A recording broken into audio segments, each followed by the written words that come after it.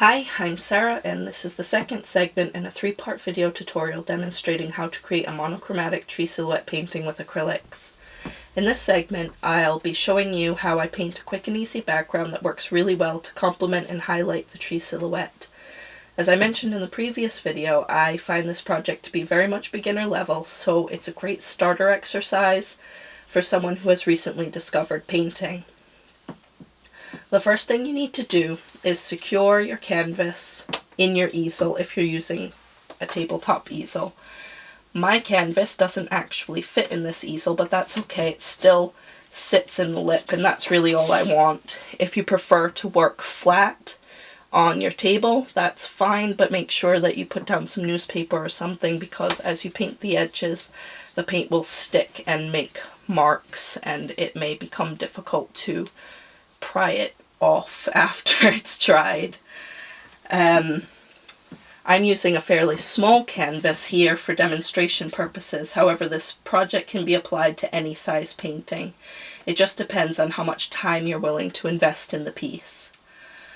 I've chosen this brown color, raw sienna, for the background, as I'm hoping to achieve a sort of sepia look. I've never used this specific color for this sort of painting, so I'm actually not 100% sure how it's going to turn out, but I'm looking forward to trying it.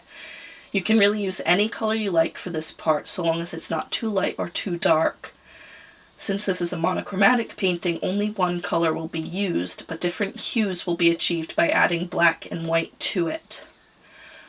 Warm sunset colors look really great if you want to use a red or an orange, and cool evening colors like purples and blues look really great as well. But don't be afraid to do something completely unnatural and use a pink or a green, for example.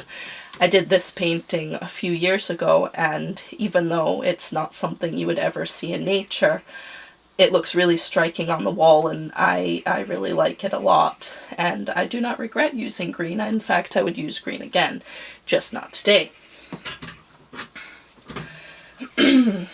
I'll be using this big flat brush for the majority of the background because it helps to spread the paint evenly. I've got a smaller flat brush here too, which I might use to help create some thinner striations later on. I found the best way to do this is to test the paint, pre-mixing some hues by adding it to white or a tiny bit of black, just to see what kind of color range I have. This here is the paint on its own. I've added it to white here, and I've added black to it there, just to give me kind of a benchmark of what I'm going to be applying to the canvas. And then I just need to jump right in, because you can't really plan this step out too much.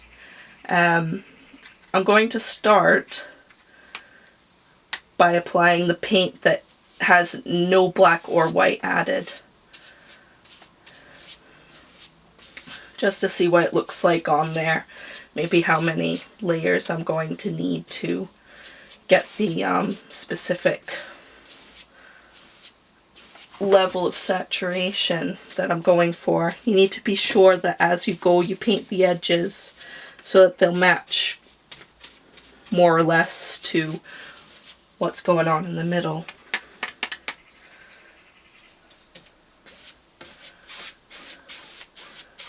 This whole stage of painting is very much experimental, and most of the mixing that you do will be on the canvas itself, so don't think that you need to pre-mix massive blobs of paint.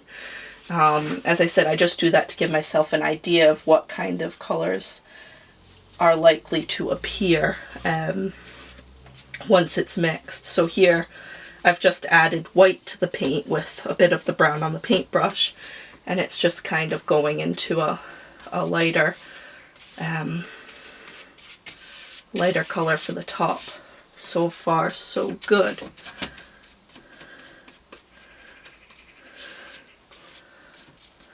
Now, see what I did here? I started the brush in the middle of the painting, or, well, just not at the very edge, and I've got a line here.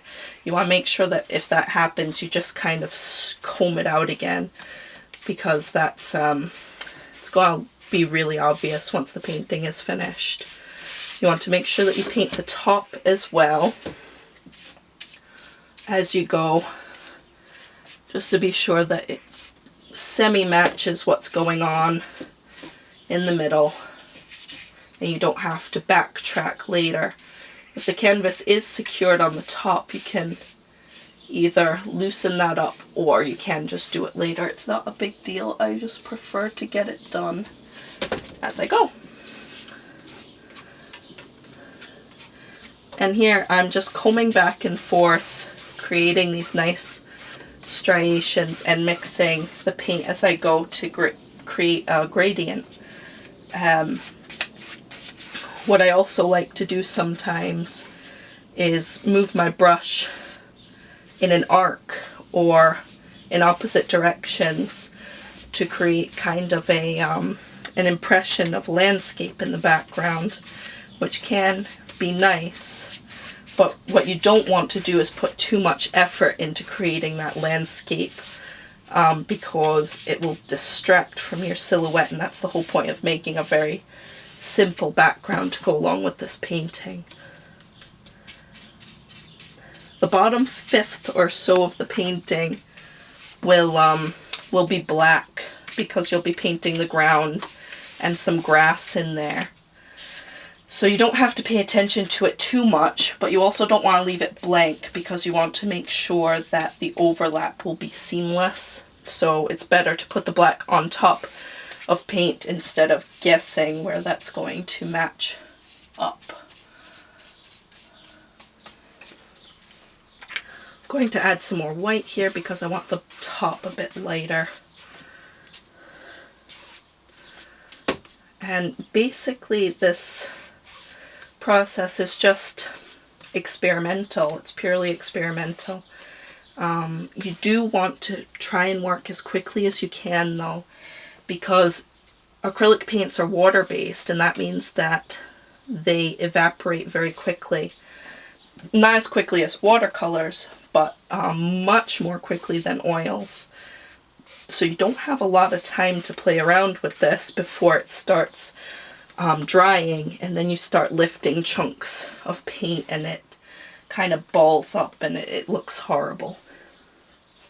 What you can do as well, if you're creating a gradient with the light at the top, is just add some dark in, and it kind of gives the impression of clouds in the sky and the light coming from behind them.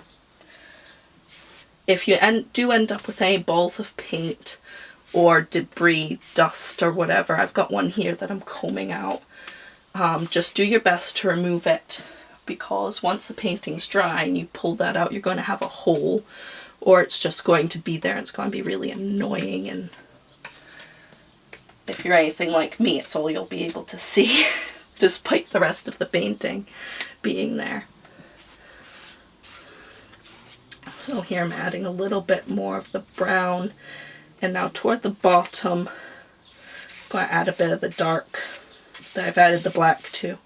It's a really, really bad idea to add black directly to the painting when you're doing the background. When you're doing the silhouette, it's fine, that's the whole idea. But when you're doing the background, you really want to pre-mix any darker colors you're using, because it will bite you and you won't be able to bring it back to a lighter color. I like to have the bottom a bit dark, but then I like to put some light color in there as well, because when the black is added, it will kind of look like light peeking out from just behind your blades of grass and things, and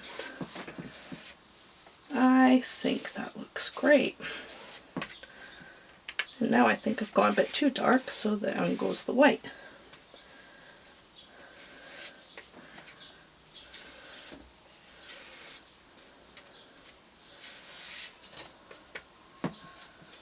And there we go. Now I've got my finer brush here, which I'm going to use to tidy up a wee bit.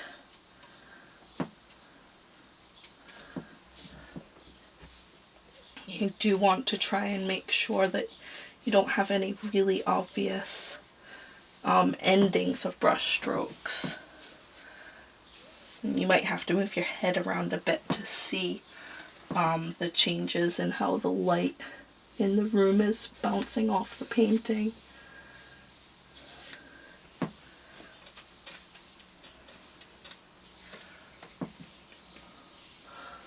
But I think that is pretty much where I want it, and as you see, that didn't take me very long to do. And as it dries, it will change slightly. Oh, kick the camera. It'll change slightly in color, but it will remain more or less the same. So I think that that's where I'm going to leave it for now. And I'm going to let it dry for a few hours before I move on to the next stage. If you're particularly ambitious, you can continue straight on from here, but I wouldn't recommend continuing onto the tree while the background is still wet. If you have a hairdryer, you can carefully expedite the drying process as well, but I prefer to just let it air dry. It won't take long, and it will make the painting a lot easier to work if you just allow the background to dry. If you have any questions at all, please ask them in the comments section and I'll reply to them when I get a chance. In the next segment, I'll demonstrate how to paint the tree silhouette in step by step.